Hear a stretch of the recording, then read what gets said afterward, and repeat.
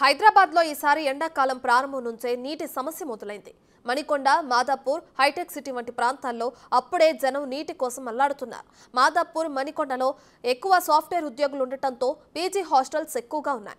Water works supply చేసే ట్యాంకర్లు కాకుండా ప్రైవేట్ వాటర్ ట్యాంకర్స్ కూడా నీటిని సప్లై చేస్తుంటాయి. కానీ ఈసారి డిమాండ్కు తగ్గట్లుగా నీటిని సప్లై చేయడం కష్టంగా ఉంది. దీనిపై మరిన్ని వివరాలు మా ప్రతినిధి రాణా అందిస్తారు.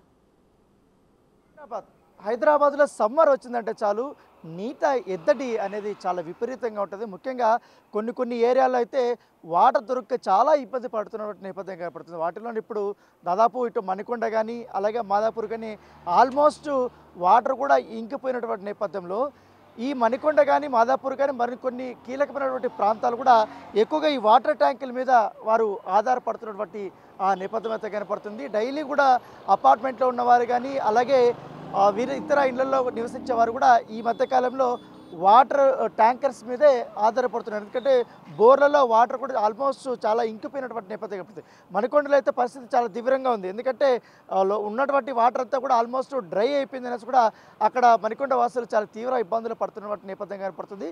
సమ్మర్ యాక్చువల్ అయితే ఏప్రిల్ వచ్చినటువంటి ప్రాంతంలో అయితే చాలా ఎక్కువగా ఉంటుంది. వాటర్ ట్యాంకుల యొక్క వినియోగం కానీ వారికి ఫోన్లు చేసి పిలిపించుకునేది కూడా చాలా ఎక్కువగా ఉంటుంది. కానీ ఈసారి మాత్రం చాలా కొత్తగా ఫిబ్రవరిలోనే ఈ వాటర్ కొరత అనేది చాలా క్లియర్గా కూడా కనపడుతుంది. దీంతో ప్రజలు కూడా చాలా ఇబ్బంది పడుతున్నారు. దాంతోపాటు ఇప్పుడు సప్లైలు చేయలేక వాటర్ ట్యాంక్ సంబంధించిన వారు కూడా చాలా ఇబ్బందులు పడుతున్నారు. ఎందుకంటే సకాలంలో కూడా వారు కూడా వాటర్ దొరకక వారు అనుకున్నటువంటి ప్లేసులకు వెళ్ళి వారు వాటర్ పట్టుకొని ప్రజలకు ఇస్తున్నటువంటి నేపథ్యం కాబట్టి ప్రస్తుతం మనం ఒక మాదాపూర్లో ఉంటే మరొక వాటర్ ప్లాంట్ దగ్గర ఉన్నాం. మామూలుగా అయితే కొంతమంది ఇప్పుడు వాటర్ ట్యాంకులు నడిపేటువంటి వారు అందరూ ఉన్నారు.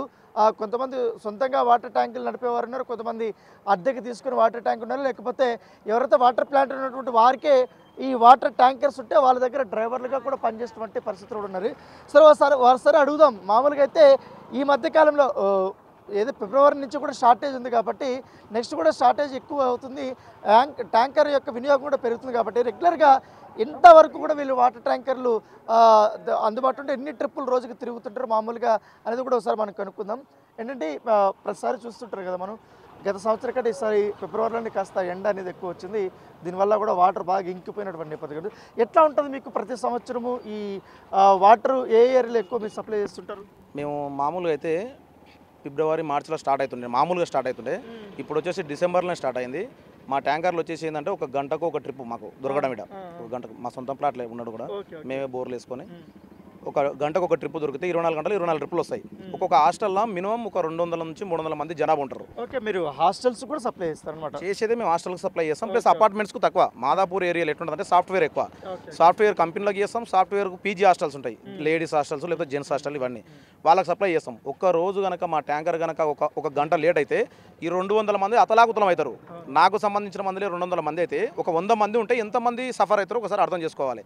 దీనివల్ల మేము 24 గంటలు 24 ట్రిప్పులు వేసుకునేటానికి ఈ విధంగా ఎన్ని ఇబ్బందులు అంటే ఎంఆర్ఓలు వస్తారు, ఆర్ఐలు వస్తారు, రకరకాల ఇబ్బందులు. మామూలు ఇప్పుడు వాళ్ళు ఎందుకు వస్తారు? వాళ్ళకి ఇది పర్మిషన్ లేదని మమ్మల్ని ఇబ్బంది పెడతారు. దానికి కూడా మేము ఏదో విధంగా సప్లై చేయడానికి ప్రయత్నం చేసినాం. పోయిన సంవత్సరం అంటే అటు చేసినాం. ఈ సంవత్సరం ఇప్పుడు మార్చి కదా, ఏప్రిల్ వచ్చే వరకు కొలాప్స్ అవుతుంది. మా దగ్గర నీళ్ళు దొరకవు. మేము తెచ్చి పోయలేని పరిస్థితి. ఏప్రిల్లో ఏమవుతుందో చెప్పలేం. మా దగ్గర ఉన్న 20 ట్రిప్పులు కూడా మేము పోయలేం. ఆ రోజు ఏమవుతుంది, ఎక్కడి నుంచి నీళ్ళు తెస్తారు ఇంకా గవర్నమెంట్ నువ్వు ఎన్ని నీళ్ళు ఇచ్చినా కానీ సరిపోవు. ఒక మాదాపూర్ ఏరియాలో హెచ్ఎండబ్ల్యూఎస్ లేకపోతే బోర్ వాటర్స్ తప్పి ఒక రోజుకు 500 ట్యాంకర్లు సప్లై అవుతాయి. 500 వాటర్ ట్యాంకర్లు సప్లై కాకపోతే మాదాపూర్ నడవదు. మేము కనుక ఒకరోజు ట్యాంకర్లు కనుక పోయలేకపోతే మాదాపూర్ మొత్తం అతలాకుతలం అవుతుంది. ఇది ఎవరిని అడిగిన మేము కాదు, పీజీ హాస్టల్స్ కూడా తీసుకుపోతా. మాకు 700 రూపాయలు ఒక ట్యాంకర్కి వచ్చేసి 700 రూపాయలు ఇస్తారు. మినిమం 700 రూపాయలు కెపాసిటీ. 5,000 లీటర్లకు 700 రూపాయలు ఇస్తారు. ఇప్పుడు 700 ఇస్తే నెక్స్ట్ మంత్ ఒక 800 ఇస్తారు. అది కూడా అవతలలో కూడా అతను కొట్లాడతారు, రేటు కాడ కొట్లాడతారు. అన్నిటికీ ఉంటుంది, దానికి సమస్యలు ఉంటాయి. మేము ఒక ట్యాంకర్ తీసుకుపోవడానికి ఒక 300 రూపాయల నీళ్ళకి అవుతాయి, 100 రూపాయలు డీజిల్ అవుతుంది, పోలీస్ గీలీస్ తర్వాత విషయం అదంతా. మాకు 200 రూపాయలు మిగులుతాయి. 200 రూపాయల్లో మేము 24 ట్రిప్పులు వేస్తే ఎన్ని పైసలు మిగులుతో చూడండి. అది కూడా మేము నీళ్ళు పోయకపోతే మాదాపూర్ ఏరియాలో సాఫ్ట్వేర్ కంపెనీలు కానీ హాస్టల్స్ కానీ 100% నడవవు. 11 గంటలకు లైన్ పెడితే సాయంత్రం 6 గంటలకు వచ్చింది మాకు లైన్. ఆ 6 గంటలకు లైన్ వస్తే మాకు ఎన్ని ఫోన్లు, దగ్గర 100 ఫోన్లు చేస్తారు ఆర్డర్లో. ఎవరికి ఏం సమాధానం చెప్పాలని కూడా అర్థం కాదు మాకు.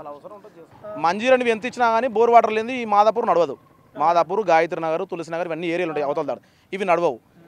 ఈ మేము ట్యాంకర్ గినంగా మేము ఒక్క రోజు గినంగా మేము మాకు ఏ సమస్య వచ్చినా ఆగిపోయింది అనుకో, ఆ హాస్టల్లో ఉన్న ప్రతి ఒక్కరు ఇబ్బంది పడాల్సిన పరిస్థితి ఉంటుంది. మెయిన్ ఇంకా ఎంటర్ కూడా కాలేదు కానీ అప్పటికే ఈ వాటర్ అనేది మొత్తం పూర్తిగా కూడా ఎండిపోయిన నేపథ్యంలో ప్రజలు చాలా ఇబ్బంది పడుతున్నారు. ఈ వాటర్ ట్యాంకుల పైన వాళ్ళు ఆధారపడుతున్నారు. కానీ వీళ్ళైతే ఎవరైతే వాటర్ ట్యాంక్స్ నడిపేటువంటి డ్రైవర్స్ కానీ వాటర్ ట్యాంక్ నడిపే ఓనర్స్ కానీ వీళ్ళందరూ కూడా ఎక్కడ కూడా బోర్ల దగ్గర కానీ లేకపోతే వారికి సంబంధించినటువంటి బంధువులు కానీ వాళ్ళ సొంతమైన బోర్లు కానీ అక్కడ నింపుకొని వారు వెళ్తున్నటువంటి నేపథ్యం. అయితే ఈ ఏరియా అంతా కూడా ఎక్కువగా అపార్ట్మెంట్లో హాస్టల్స్కి సప్లై చేస్తారు. కానీ ఇటు కొంత అమీర్పేట్ కానీ అలాగే మరికొంత పంజాగుట్ట కానీ ఖైరతాబాద్ కానీ ఆ ప్రాంతంలో కూడా కాస్త వాటర్ అనేది కొంచెం పర్వాలేదు. అక్కడ రెగ్యులర్గా కూడా ఒకవేళ వాటర్ ఇంకపోయినా కూడా ఒకవేళ ఆర్డర్ ఇచ్చినా కూడా వాటర్ ట్యాంకులు ఒకరోజు కూడా రెండో రోజుకి వచ్చి వాళ్ళ అపార్ట్మెంట్లకు కానీ వీళ్ళకి ఇక్కడ సప్లై చేస్తారు. కానీ మనకొండ మాత్రం ఇప్పటికే నీటి ఎద్దడితో చాలా విలువలు వాడుతున్నటువంటి నేపథ్యం ఏర్పడితే గ్రౌండ్ లెవెల్ పెంచడం కోసం వాటర్ కూడా మరికొన్ని ప్రణాళికలు అయితే